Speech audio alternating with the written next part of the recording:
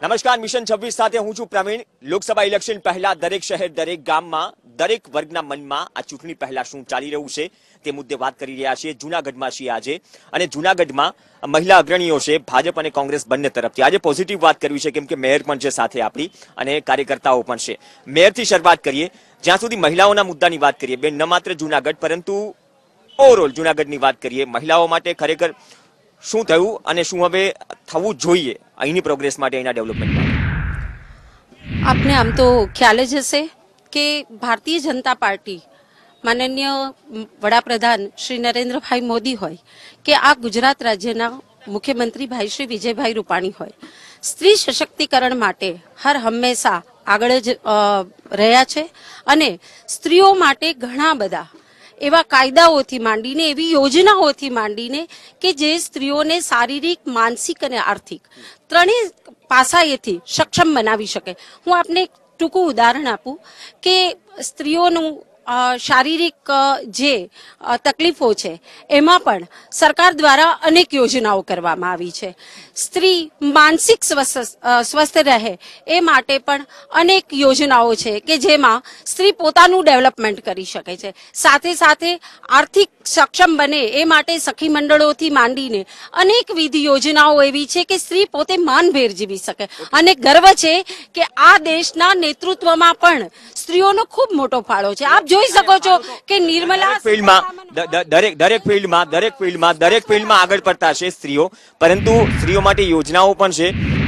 ખૂટી શું રહ્યું છે? યોજના શું પહોંચવી જોઈએ પૂરતી? યોજનાઓ ઘણી છે, કચ્ચા છે રહી જાય છે ઘણી વખત। હું કોઈ સરકાર કે ટીકા ટિપ્પણી વાત નથી કરતો, પરંતુ ખરેખર જે તમે એક મહિલા તરીકે માનો છો, હું એક આજે સામાન્ય મહિલા તરીકે તમારી મીડિયાના માધ્યમથી દરેક પબ્લિકને અને સરકાર સુધી પહોંચાડવા માંગુ છું કે માનનીય જૂનાગઢના પ્રથમ નાગરિક એવા માનનીય મેયર શ્રી આદ્યાશક્તિબેન મજમુદાર આજે એમ કહી રહ્યા છે કે મહિલાઓ માટે આ યોજનાઓ છે, પહેલી છે, છેલ્લી છે, પણ તમે જ્યારે જૂનાગઢની અથવા જૂનાગઢ જિલ્લાની, આખા ગુજરાતની આમ પબ્લિક, આમ મહિલાઓને જઈને પૂછો કે તમારી પાસે જે ગુજરાત સરકારની યોજનાઓ છે એ તમારા સુધી કેટલી પહોંચી રહી છે, એનો મારા મેયર શ્રી જવાબ આપ્યા છે।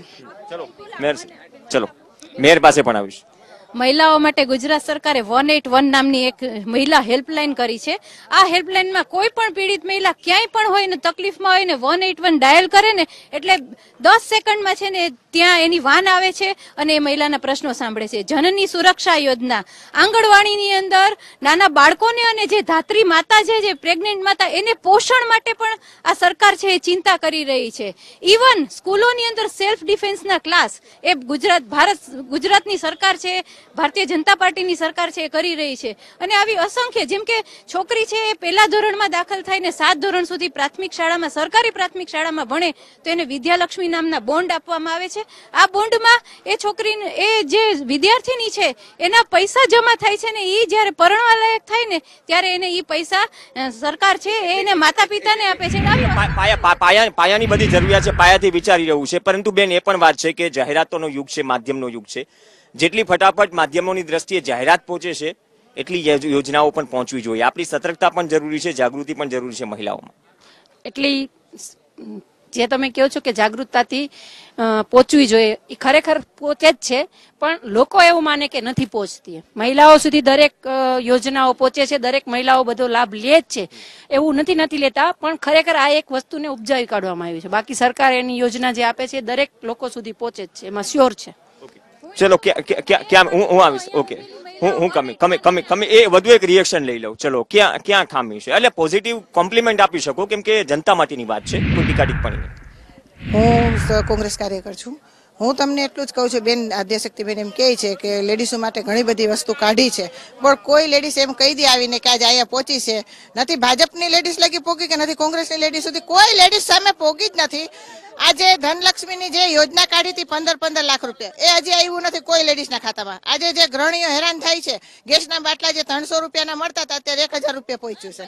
આ એનું કામ છે। શાંતિ રાખો, બધાને જવાબ આપું છું, બધીને જવાબ।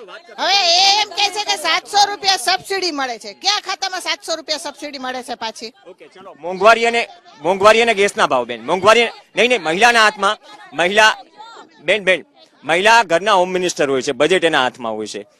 મોંઘવારી તો દરેક સમયે વધતી હોય છે, પરંતુ માનો છો કે ચલો ગેસના ભાવ છે, મોંઘવારી છે, એ અસર કરે છે, બજેટ ખોરવે છે ગૃહિણીનું? દેશની તમામ મહિલાઓને ક્ષય મુક્ત બનાવવા માટે કે કારણ કે ચૂલાઓ ફૂંકી અને એમને જે રોગ થતા એ રોગમાંથી મુક્ત બનાવવા માટે માનનીય વડાપ્રધાન શ્રી દ્વારા જે યોજના કરવામાં આવી છે ઉજ્જવલા યોજના, આ ઉજ્જવલા યોજના અંતર્ગત અનેક બહેનોના ઘરે ગેસના બાટલા ગયા છે. હમણાં મારા બેન જે વાત કરી રહ્યા હતા, હું એમને એક જવાબ આપું કે આપે કદાચ આ લાભ કોઈને મળ્યા છે કે નથી મળ્યા એની યાદી જોતી હોય તો મારી પાસેથી આવીને લઈ જાય, કારણ કે મારી પાસે જે બહેનોને જેટલી પણ યોજનાઓ છે એના લાભ મળ્યા છે એમનું લિસ્ટ છે અને આ લિસ્ટ હું આ બેનને પણ આપી શકું એમ છું. પહોંચ્યો છે ઉજ્જવલા યોજના, પણ એક વાત એ પણ છે કે ચલો સરકાર બહુ સારું કર્યું, ગ્રામ્ય વિસ્તારો સુધી ગેસની બોટલ પહોંચાડી, પરંતુ વાત ફરી વખત ભરાવાની આવે તો મોંઘવારીનું ફેક્ટર મુશ્કેલ પડે.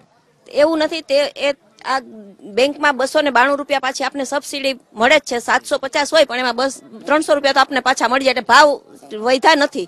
અને માં અમૃત યોજના હોય કે કોઈ પણ દવાખાના હોય, અત્યારે આયુષ્યમાન કાર્ડ, કેટલી યોજનાઓ કાઢી છે કે અસંખ્ય સશક્તિકરણ લેડીઝ માટે તો અસંખ્ય યોજના કરી જ છે. ઉદ્યોગપતિ ના લેવલ નરેન્દ્રભાઈ, હા મારા બાજુમાં જ બાટલો આવ્યો છે દરજીના ઘરના, જ અમે એક જ દિવાલે રહે છે. યોજના પહોંચે છે, યોજના તો પહોંચે છે, પરંતુ તે બાદની વાત છે, યોજના પહોંચે છે. ખોટી વાત છે ભાઈ, આ બધું છે ને ગરીબ માણસો સુધી કોઈ પણ વસ્તુ પહોંચતી જ નથી.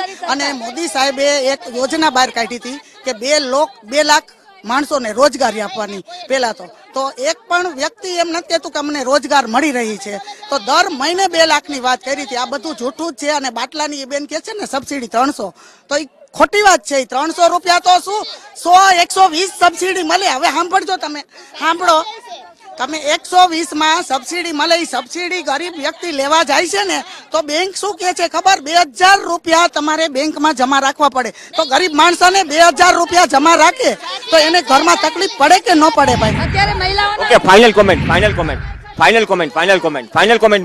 કોમેન્ટ.